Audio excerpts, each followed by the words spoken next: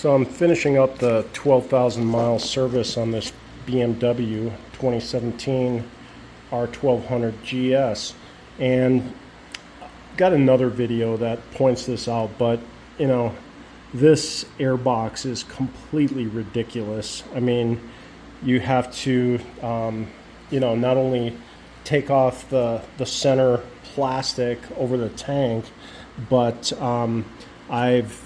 it says you have to loosen up a couple bolts up here on the plastics, and then I actually had to loosen up down here, down at the bottom, the ones on the sides, let's see, the ones on the top plastics, and just to get this thing spread apart far enough to get the top cover off. And you still have to like stretch the plastics, and I'm telling you, it's scary, it's ridiculous.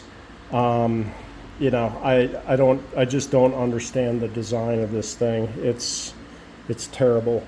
But you can see here there's a I guess I don't know, shroud or something that goes around the filter. I do have a K&N in there, and then this top piece, it's like, okay, how does this go in, guys? It's pretty ridiculous, actually.